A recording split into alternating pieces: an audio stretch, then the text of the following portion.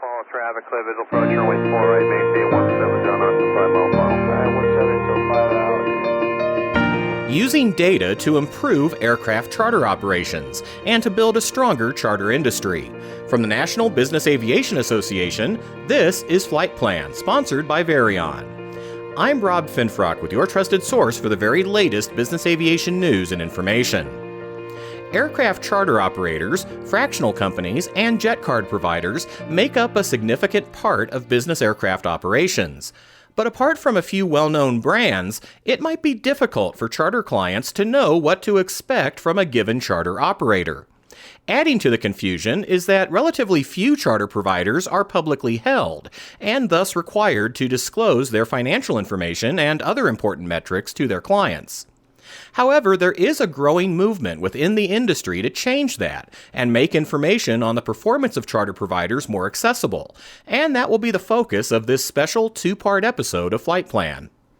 To start off our conversation, I'd like to welcome back Doug Gollin, President and Editor-in-Chief of Private Jet Card Comparisons.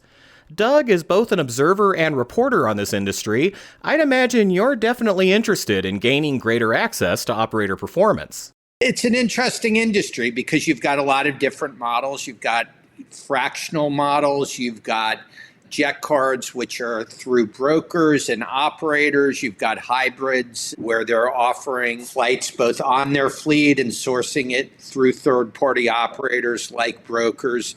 We compare the programmatic offerings, the jet cards, the memberships, and the fractionals, and we compare them. It's 65 different variables. So over 80 providers, and there's over 1,000 program options and over 40,000 data points. So the consumer is able to compare these programs by hourly rates, primary service area, whether they have Wi-Fi, daily minimums, how they charge taxi time, you name it. There's some financial data because there's about a half dozen companies that are publicly traded, so you can look at financials for some of the companies. But what can't you compare? And I think that's something that we get used to with the airlines. We know the airlines all publish on-time performance. They report it to the DOT, and then every month they put a report out in lost luggage and consumer complaints. The nice thing is there's a way to compare the programs, the rules, and the policies, but where there's a bit of a black hole, there's nothing out there to say what's the on-time performance or the flight completion performance of company A versus B versus C. So I think if you're talking about where does the industry has some room for improvement, that would be a big step up for consumers because then they'd be able to compare the pricing, compare the policies, compare the rules, but also compare how well the companies are doing and actually delivering the product in a reliable way. Of course, for charter operators to compile those statistics, they'll need to track that data. Travis Kuhn is Senior Vice President for Software at Argus International. And Travis, before we delve into that process, let's define an important term for this discussion. What is a key performance indicator, or KPI? Simply put, it's a quantifiable metric that's going to allow an individual or a business to set a goal and track their progress. And, on this topic, it's interesting. It's the beauty of technology, right? It's always expanding. It provides new insights that weren't previously quantifiable. If we think back 10 years ago, as an industry, we didn't have a good understanding of how big our global market was in terms of activity. But today, information like that is readily available with advances in tracking and technology. We can see in real time how market demand has changed over the last couple of weeks, and now we can start to see what's going to happen as we look forward. And I think to answer this question, as we move forward, data's value is going to be predicated more and more on how many data sources an organization can merge together and what problems it can solve. A lot of the initial applications when we think about the creation of a smartphone, further advances in technology, they were set up to provide information. And it's created really an information explosion across all industries, over the last 10 to 15 years. But now we're starting to look at this next wave of technology. And, kind of looping in what Doug was just talking about, the next wave of technology is going to take this data and it's going to solve problems and create solutions. And it's what we're already seeing with AI. In the aviation industry, like all industries, they're looking to technology and data companies. They're asking them to move to creating more of a one-stop shop for their needs. And so I think we'll continue to see data sources merge as we move forward. That will in turn provide insights that didn't previously exist. And that's going to allow us to kind of see new focus areas. And I kind of see this breaking out, really, these KPIs breaking out in two key areas. You're going to have ones which we all know about, internal and external. And then equally, we're going to have the modern ones that we're used to and the next generation KPIs. And within our industry, if we think about internal ones as an operator, we're looking at things like fleet efficiency, fuel burn, what's our maintenance downtime, how's our cost control, revenue growth, flight hour growth, and as Doug mentioned, on-time performance. Externally, a lot of those same questions exist for people who want to fly with these operators. Where are your area of operations? What kind of aircraft types do you have? What's your fleet reliability? And they all tie back to, where do you fly? How often do you fly? And how good is your performance? And then, the next generation of KPIs that we'll really start to look at and see in this industry are going to be those real on-time statistics. And I think that's one that's going to be crucial as we move forward. Another thing we're seeing is on the safety side, the ability to be able to see your reporting trends in real time as things are going and as these abilities, these analytics capabilities expand. I think you'll continue to see more of that. After the break, we'll discuss how one charter operator is using KPIs to sharpen their operations, and what they'd like to see for this industry as a whole. But first, this word from our sponsor. Take your aviation operations to new heights. Introducing Varion, formerly known as ATP, your ultimate partner in achieving maximum aircraft uptime. At Varion, we understand the challenges faced by everyone in aviation. Our industry-leading technology solutions revolutionize aircraft management, so there's no more waiting, no more wondering, and no more wasted effort. Get real-time visibility of your maintenance, inventory, operations, and regulatory data right at your fingertips with an easy-to-use system, backed by a team of experts with deep aviation knowledge, offering 24/7, 365 support. After 50 years in the business, we have built a growing reputation for getting our customers more aircraft uptime. That's why thousands of aircraft operators worldwide have already discovered the power of Varion. Say goodbye to downtime and hello to increased efficiency and profitability. Visit Varion.com to learn more. Varion, let's get you more uptime. We're back now with Travis Kuhn and Doug Gollin, and our discussion about tracking key performance indicators, or KPIs, to improve the performance of business aviation charter operations. I'd now like to welcome Matt Leota, CEO of Volato Group, which has applied tracking KPIs to their operation. Matt, tell us a bit about how Volato is using these metrics and what you've learned so far. We all think about how we can do a better job, how we can solve problems. And as you can imagine, an important way to do that is, you can't solve a problem you don't know you have. So being able to see and identify problems. How can you tangibly improve things if you can't measure them? So KPIs become extremely valuable in allowing you to quantify how you're doing and then see over time how that's trending. And hopefully, if you're trying to improve things, trending in the right direction. So what we've tried to do at Volato is put out some KPIs that we thought would be interesting to the market, that we use internally to track how we're trending and provide that to others. One, because we're proud of how we're doing, but two, to sort of get some extra transparency in the market and see if we can get other companies to do the same thing, so that maybe we find out that KPI that we think we are doing well on, maybe compared to our peers, we're not doing well on it. Or maybe there's a KPI that we think we need to improve, but it turns out we're already the best in the business doing it. It's really hard to say when we don't know what the reality is elsewhere. Can you give an example of a KPI that you track in your operation, Matt? We think our most fundamental KPI is Net Promoter Score. And what we do after every single flight is we send a NPS survey to the person on the flight, and we ask them through a standardized NPS survey how we did. And then we track that internally. Every single one of our employees sees in real time the NPS scores that are coming in from our customers. And then as a public reporting company, we report those NPS scores on a quarterly basis so that people can see how they do.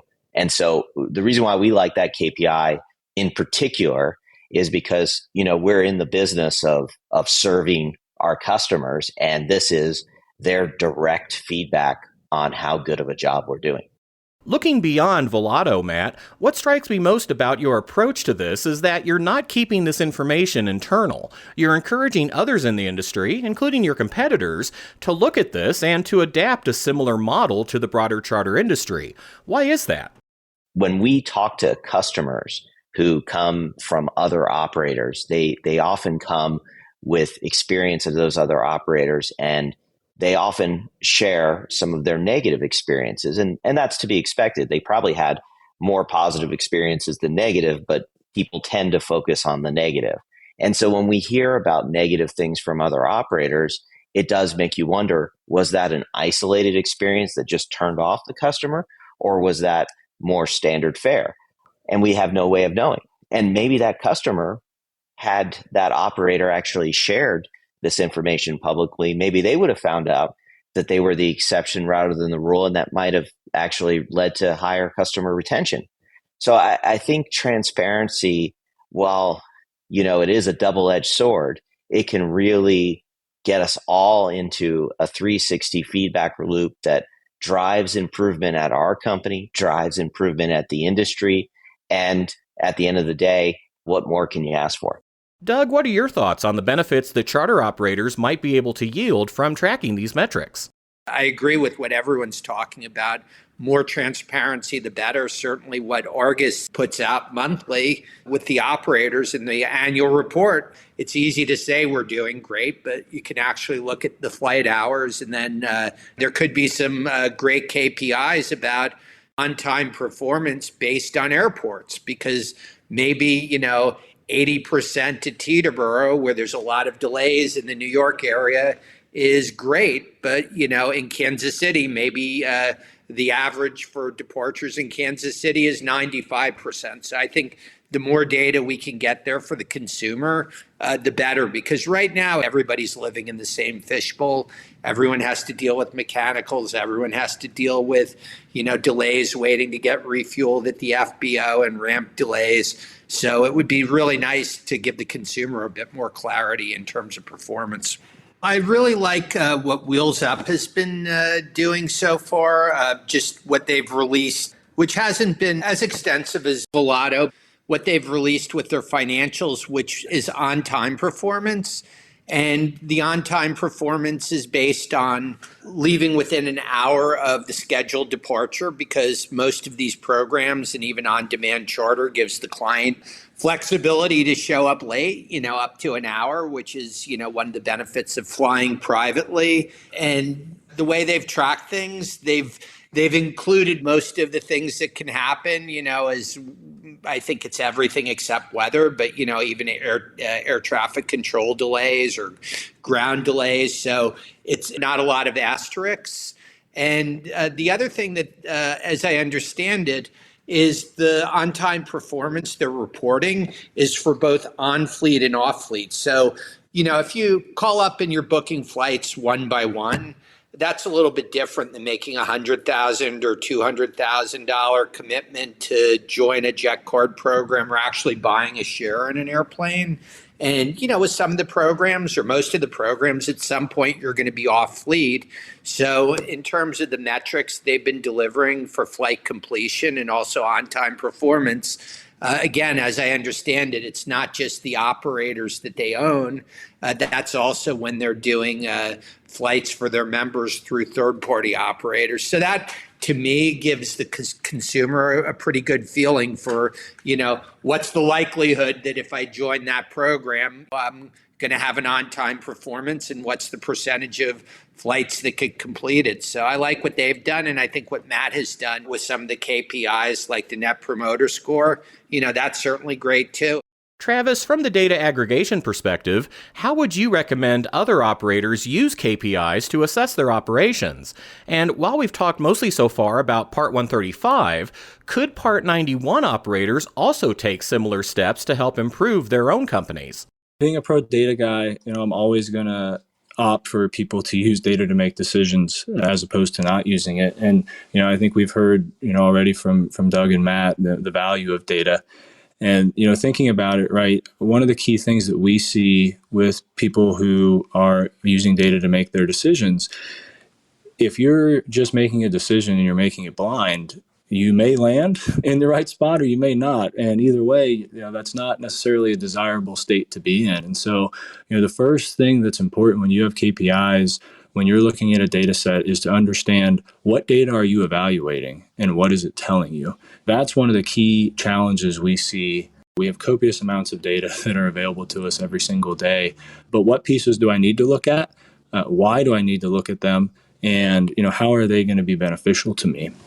And so, as we look forward, the recurring theme that we've continued to hear on this call so far is, the on-time statistics. The airlines have had that for years. It's very beneficial to the flying public, and it's something that would be, I think, very beneficial to those who are flying privately as well, to know what is the performance? What is the expectation that should exist within this industry? And we're starting to get some of those as data has expanded over the years and the availability of that.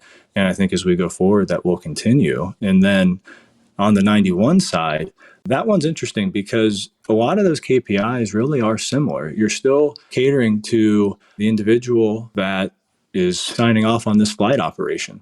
And the challenge they face is maybe it's a business that's in manufacturing that really doesn't know much about aviation. They, again, don't know what should I be benchmarking, what shouldn't I be benchmarking. But, on the 91 side, the things that come to mind are take a similar flight department size. How many hours are you guys flying versus how many hours are we flying?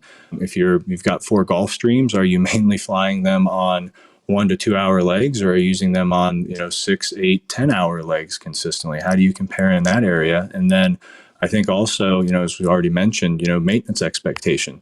Are your planes down for maintenance more than the average similar size flight department? Those are variables and KPIs I think would be very beneficial on the 91 side.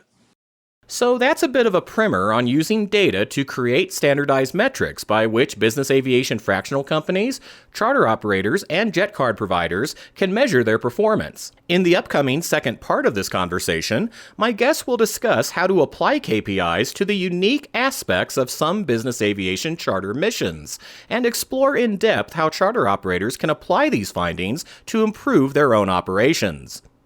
I also encourage listeners to check out NBAA's Aircraft Charter Consumer Guide, which includes the questions to ask and what answers to expect to assist clients in choosing a charter operator.